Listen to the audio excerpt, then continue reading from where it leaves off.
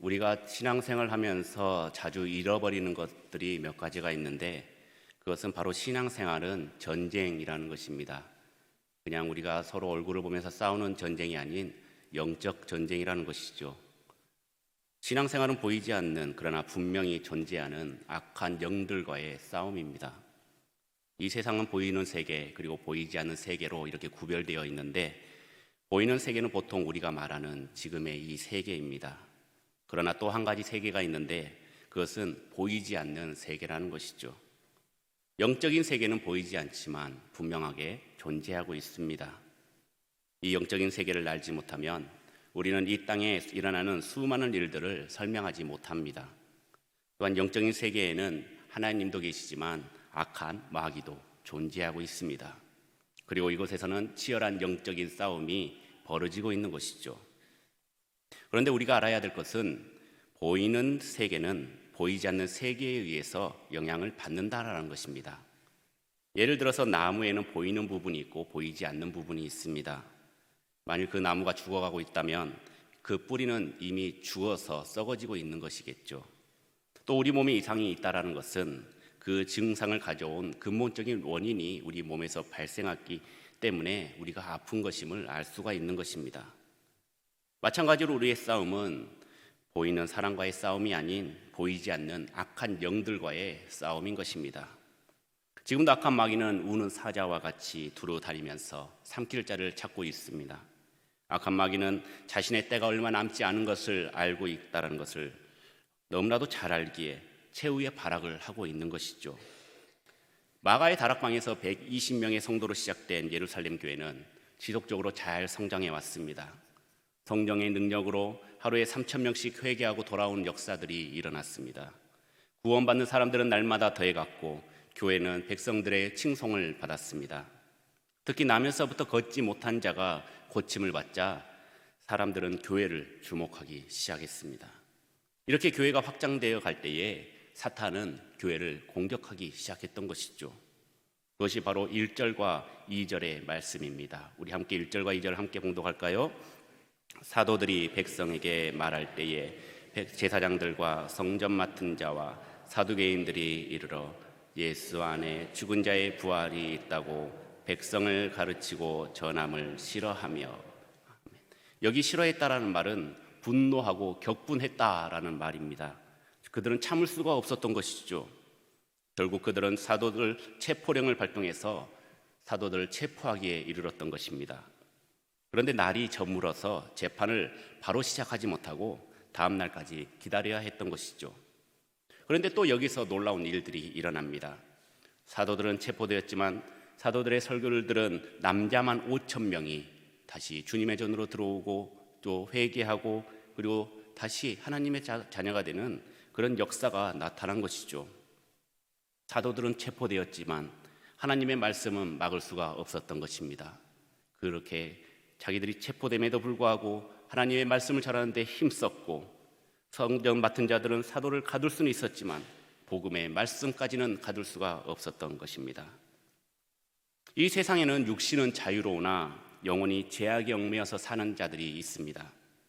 육신적으로는 마음껏 자기가 하고 싶은 거 다 합니다. 술도 마시고 담배도 피우고 또 나쁜 짓도 하고 거짓말도 하고 불법도 저지르고요. 그런데 그의 영혼은 사탄의 올무에 매여 있기 때문에 이 사람은 결코 자유로운 사람이 아니라는 것입니다. 반면에 어떤 사람은 억울하게 죄 없이 감옥에 갇혔지만 그 영혼은 자유로운 사람 또는 평안한 사람이 있습니다. 그래서 예수님께서는 말씀하셨습니다. 진리를 알지니 진리가 너희를 자유케 하리라. 예수 그리스도는 진리이십니다. 믿으십니까? 그러므로 진리 되신 예수님을 믿는 바로 우리에게는 참 자유함이 있는 것이죠. 두 사도를 재판하기 위해 다음날 관원들과 장로들과 서기관들이 다 함께 모였습니다. 이 모임에는 안나스와 가야바도 참석을 했죠. 안나스는 당시 대제사장이었던 가야바의 장인이었습니다. 가야바는 로마의 면직을 당한 사람이었는데 그래도 유대인들 사이에서는 실질적인 영향력을 발휘해서 그곳에 제대사장으로 불리고 있었습니다. 사도들이 그들에게 신문을 받을 때 그들은 어떤 마음, 어떤 생각을 가졌을까요? 13절 말씀을 보면 그들이 베드로와 요한이 담대하게 말함을 보고 그들을 본래 학문 없는 범인으로 알았다가 이상히 여기며 또 전에 예수와 함께 있었던 줄도 알고라고 말씀을 하고 있습니다. 베드로와 요한의 말을 듣고 대단한 사람들이라고 생각했다가 또 예수님의 재판 상황이 생각이 났던 것이죠. 그들은 그때처럼 밀란이 두려웠지만 다른 것들이 있었습니다. 예수님의 죽으심을 보고 있던 그들이 사도들이 예수님과 함께한 사람, 진짜 하나님의 사람들임을 알았기 때문에 예수님 때처럼 고문은 하지 못하고 말로써 위협만 한 것이죠. 우리가 적당한 신앙생활을 할 때에는 사탄이 특별하게 간섭하지 않습니다. 사탄도 적당히 건들다가 풀어주다가 건들다가 풀어주다가 이렇게 눈치를 보고 또 기회를 엿보다가 우리가 제대로 믿음 생활을 하려고 딱 시작할 때 사단이 딱 달려들기 시작하는 것이죠. 그렇게 하면 안 돼. 유혹을 합니다. 너 그렇게 하면은 싸움이 일어나고 또 분란이 일어난다. 이렇게 자꾸 회유를 하고 또 우리를 억압하기도 합니다. 보통 때는 아무것도 아닌 일같이 잘 지나가는 것이 한번 제대로 신앙생활을 해야겠다, 믿음 생활을 해야겠다, 하나님 잘 믿어보겠다 그렇게 결심하면 그때부터 문제가 터지기 시작한 것이죠. 갑자기 교통사고가 납니다. 갑자기 아픕니다. 남편의 태도가 바뀌고 아내의 태도가 바뀝니다. 사업체가 갑자기 어려운 일들이 발생을 합니다. 예루살렘 교회에 수많은 사람들이 회개하고 걷지 못한 자도 고침을 받는 역사가 일어났을 때 사탄도 그들에게 제동을 걸었습니다. 베드로와 요한을 잡아서 그들을 무너뜨리려고, 지도자들을 없애려고 했던 것이죠. 영국의 작가 C.S. 루이스는 스크루테이프의 편지라는 책에서 마귀 대장이 인간들을 감시하려고 졸개 마귀들을 막 보냅니다. 그런데 어느 그 마귀 대장에게 편지를 보냅니다. 대장님, 저에게 더 이상 이 사람들을 감시하라고 하지 마십시오. 저 사람들은 가만히 있어도 다 우리 편입니다. 알아서 불법을 저지르고 알아서 죄를 짓고 알아서 그들이 다 합니다. 그래서 마귀 대장은 그래, 그만 철수해라 라고 얘기했다고 합니다. 그 사람이 바로 우리였다면 얼마나 부끄럽겠습니까? 반면 또 한 편지가 떠올라오는데, 대장님 큰일 났습니다. 지금 우리의 성문이 무너지고 있습니다. 중대를 보내주십시오. 대대를 보내주십시오. 사단을 보내주십시오. 우리로는 역부족입니다. 우리는 사탄의 왕국에서 요주의 인물이 돼야 됩니다. 어떤 유혹과 어떤 핍박에도 굴하지 않고 꿋꿋하게 버티는 믿음의 사람들이 돼야 되는 것이죠. 사탄에 두렵게 하는 그런 존재가 되어야 되는 것입니다. 그래서 사탄 마귀가 한 트럭이 와도 끄떡없는 우리 성교중앙교회와 우리 모든 성도님들이 되길 주님의 이름으로 축원합니다. 예루살렘 교회는 성령 충만하여서 믿음으로 나아갔을 때 엄청난 역사가 일어났습니다. 예루살렘 장안에 소동이 일어났고요, 동시에 엄청난 핍박도 함께 시작이 되었습니다. 이렇게 우리를 통해서 신령한 역사가 일어날 때 마귀는 그냥 있지 못한다라는 것이죠. 우리를 어떻게든 넘어뜨리려고 갖은 수를 다 쓰는 것입니다. 사도들은 이 마귀와의 영적 전쟁에서 당당히 승리했습니다. 어떠한 위협과 그리고 협박에 굴하지 않고 이겨낸 것이죠. 그 승리의 비결은 과연 무엇일까요? 그리고 우리는 어떻게 이 영적 전쟁에서 승리할 수가 있을까요? 먼저 영적 전쟁에서 승리하기 위해서는 우리의 적이 누구인지 알아야 합니다. 지피지기면 백전백승이지 않습니까? 우리의 대적은 누굽니까? 바로 악한 마귀라는 것입니다. 주일 예배 때도 우리의 주적은 마귀라고 제가 말씀을 드렸죠. 사도 바울은 에베소서 6장 12절 말씀을 통해 우리의 씨름은 혈과 육을 상대하는 것이 아니요 통치자들과 권세들과 이 어둠의 세상 주관자들과 하늘에 있는 악한 영들을 상대함이라 라고 말씀하고 있습니다. 또한 사도 바울은 고린도후서 10장 3절에서 4절 말씀을 통해 우리가 육신으로 행하나 육신에 따라 싸우지 아니하노니 우리의 싸우는 무기는 육신에 속한 것이 아니요 오직 어떤 견고한 진도 무너뜨리는 하나님의 능력이라 라고 말씀하고 있습니다. 우리의 싸움은 육적인 전쟁이 아니라 영적인 전쟁이라는 것을 명심하시길 바랍니다. 우리가 육체대로 싸우지 않는다라는 것, 이것은 보이는 사람을 상대의 대상으로 생각하지 않기 때문입니다. 나를 힘들게 하는 한 사람이 있습니다. 그런데 그 보이는 사람을 싸움의 대상으로 생각했다? 이것은 육신의 싸움입니다. 그러나 영적 전쟁으로 생각한다면 내 앞에 보이는 사람은 싸움의 대상이 아닌 것이죠. 그의 마음을 움직이는 악한 마귀가 영적인 대상인 것입니다. 사람을 상대로 싸울 때는 우리에게 상처를 입힙니다. 하지만 그 문제가 해결되지는 않습니다. 그러므로 우리는 영의 눈을 빨리 떠서 사람에 대한 태도를 바꾸고 분란을 가져오는 악한 마귀를 향해서 공동으로 대처해야 하는 것입니다. 그 사탄은 우리 가운데 어떻게 역사할까요? 악한 영이 우리 안에 들어와서 먼저 하는 일이 있습니다. 그것은 우리의 마음과 생각과 말에 영향을 주어서 계속 유혹을 하고 있는 것이죠. 마음에 열등감을 심어줍니다. 죄책감을 심어줍니다. 부정적인 생각, 그리고 두려움, 불신 이런 것들로 우리의 생각을, 우리의 마음을 어지럽힙니다. 이것은 다 마귀의 역사인 것이죠. 그러므로 마음에 여러분들의 열등감과 불안감과 두려움과 죄책감과 그런 불신들이 찾아올 때는 빨리 예수 그리스도의 이름으로 떨쳐버리시길 바랍니다. 또한 마귀는 나의 말을 통해서 역사합니다.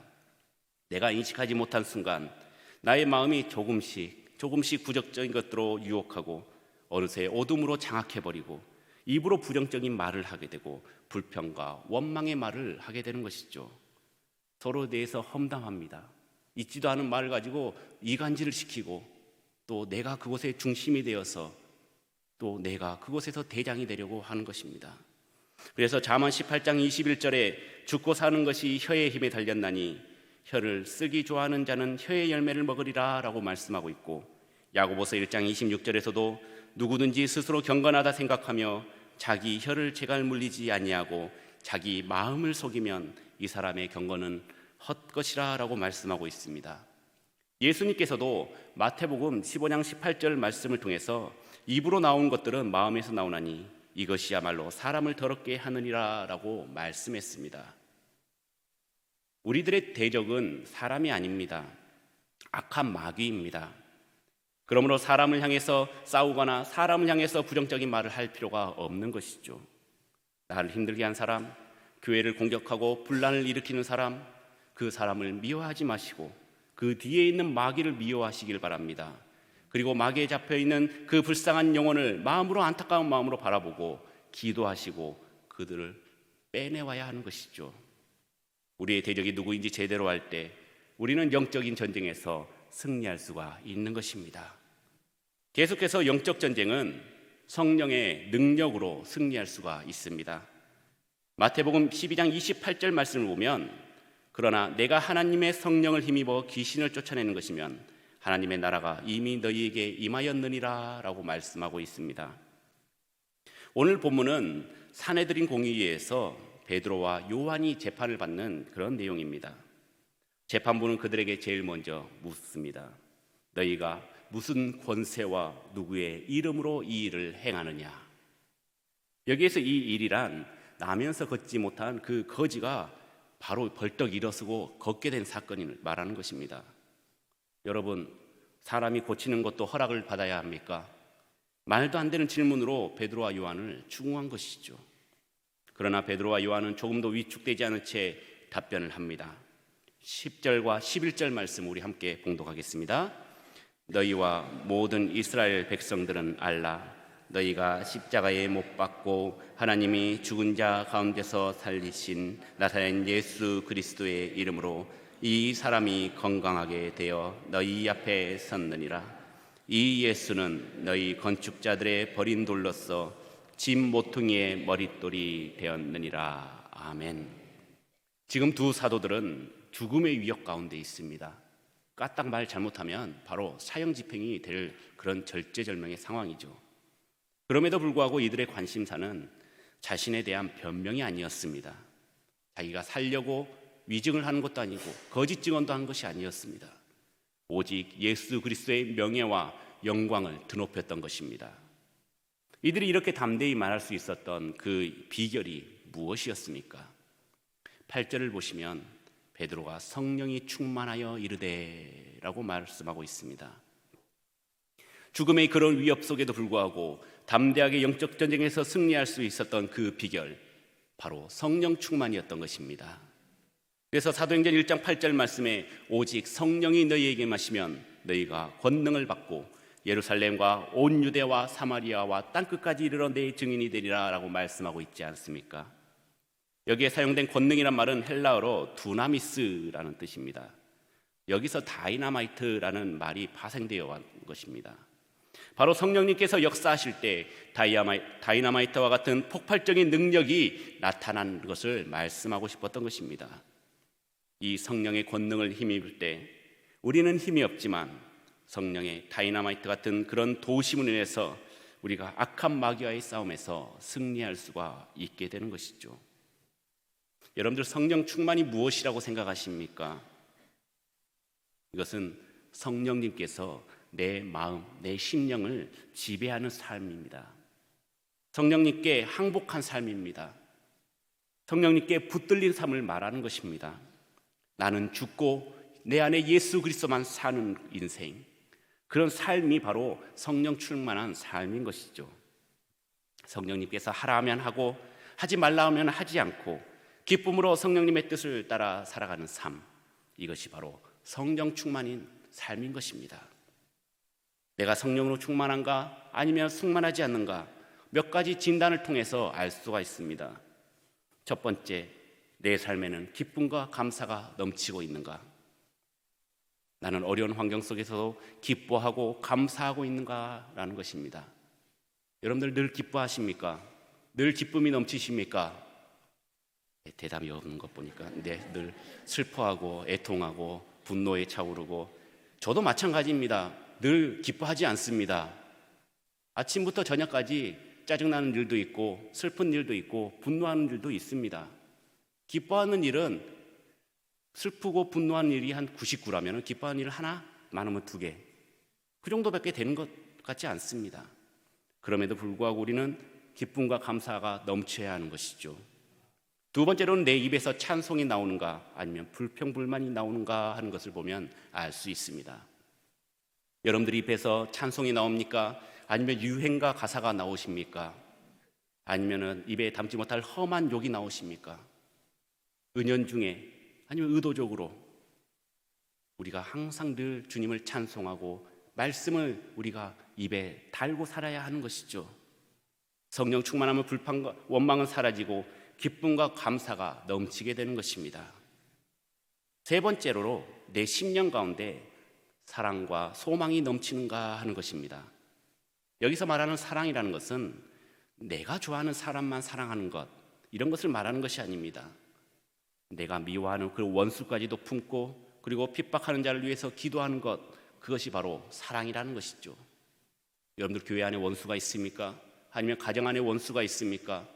말도 섞기 싫은 사람들이 있습니까? 먼저 다가가서 손 내밀고 사랑을 실천하시길 바랍니다.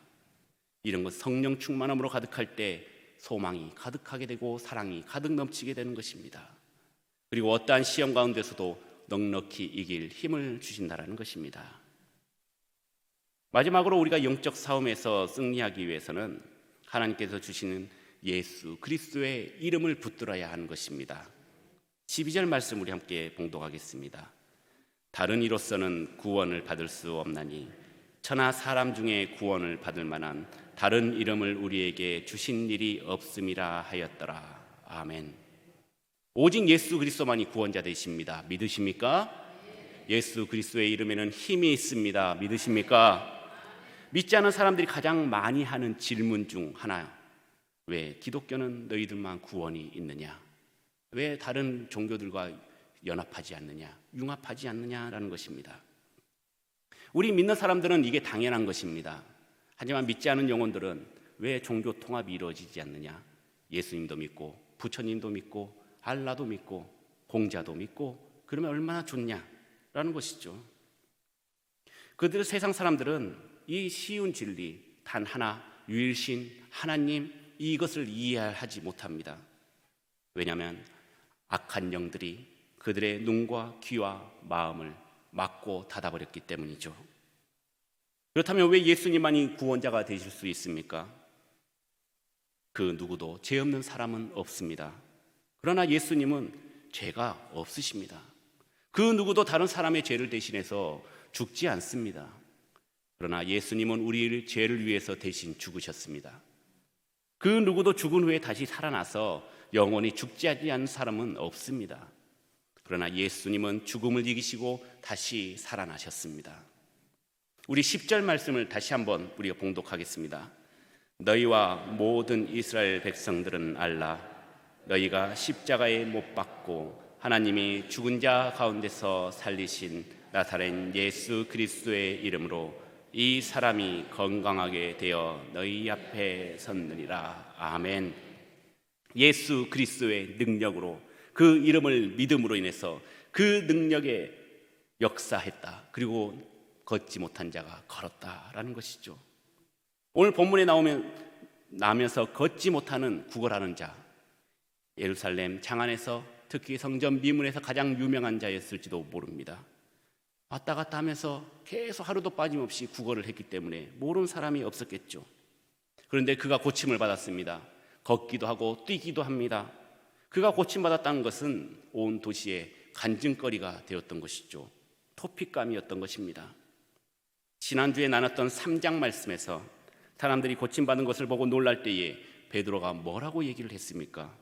이스라엘 사람들아, 왜 이 일을 기이 여기느냐? 왜 우리 개인의 권능과 경건으로 이 사람을 걷게 한 것처럼 왜 우리를 주목하느냐?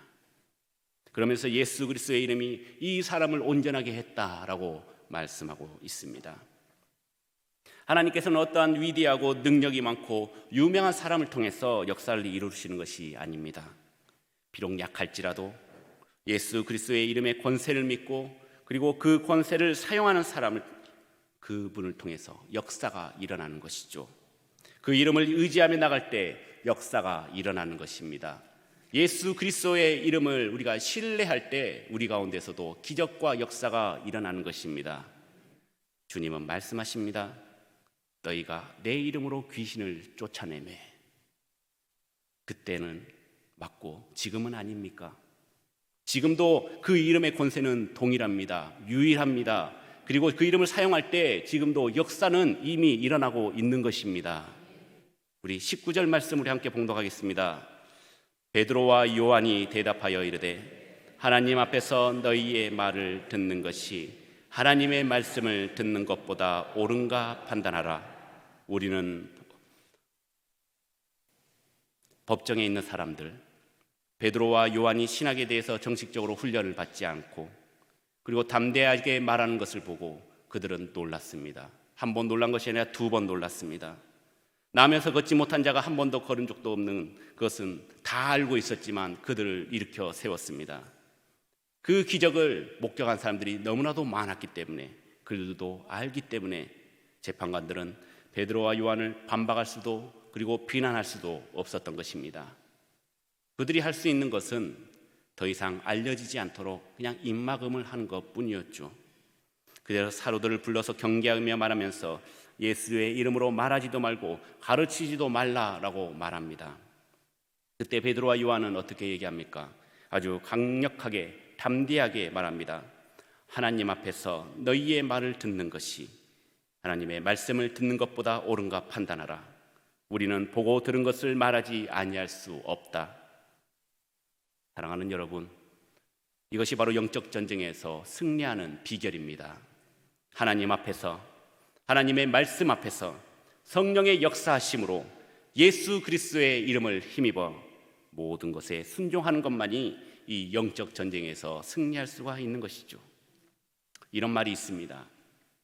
하나님을 두려워하는 사람은 모든 것이 두렵지 않고 하나님을 두려워하지 않는 사람들은 모든 것이 두렵다. 하나님과 함께 한다면 그 어느 것도 두렵지 않습니다. 우리가 어두운 길을 갈지라도, 광야의 길을 갈지라도, 힘들고 고난의 길을 갈지라도 하나님과 동행하시니 무엇이 두렵습니까? 왜 먹을 것을 걱정하십니까? 왜 입을 것을 걱정하십니까? 왜 누울 것을 걱정하십니까? 하나님과 함께 계시는데 우리는 두려울 것, 걱정할 것이 없는 것입니다. 마태복음 10장 28절에 목은 죽여도 영혼은 능히 죽이지 못하는 자들을 두려워하지 말고 오직 몸과 영혼을 능히 지옥에 멸하실 수 있는 이를 두려워하라라고 말씀합니다. 마귀를, 악을 두려워하지 마십시오. 하나님을 두려워하십시오. 하나님을 만나시고 하나님의 힘을 얻으십시오. 사랑하는 성도 여러분, 지금도 악한 마귀는 지금 우리를 계속 무너뜨리려고 하고 있습니다. 교회 밖에서만 이루어지는 것이 아닌 교회 안에서도 이루어지는 때가 있습니다. 우리는 늘 이것을 경계해야 합니다. 하나님의 음성인지 아니면 사탄의 음성인지 우리는 구별할 줄 알아야 하는 것이죠.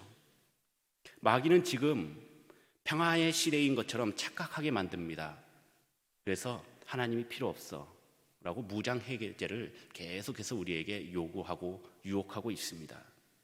그래서 우리가 잠깐 긴장을 푸는 순간 마귀는 배고픈 사자처럼 우리를 무너뜨리려고 넘어뜨리려고 달려듭니다. 우리의 대적은 악한 영 그리고 사탄 마귀라는 사실을 잊지 말고 성령의 충만과 권세의 근원이신 예수 그리스도의 이름을 의지하며 함께 영적 전쟁을 승리로 이끄시는 여러분들이 되시길 주님의 이름으로 축원합니다. 마귀가 우리 선교중앙교회를 무너뜨리려고 애를 쓰고 우리의 개인의 성도들을 무너뜨리고 애를 쓰더라도 우리가 하나님의 말씀을 의지하며 하나님의 자녀로서 굳건히 쓰고 또 버티고 이길 수 있는 힘은 우리에게서 나온 것이 아닌 하나님에서 나온 것을 우리가 잊지 않는 믿음의 성도 우리 선교중앙교회가 되길 주님의 이름으로 축원합니다.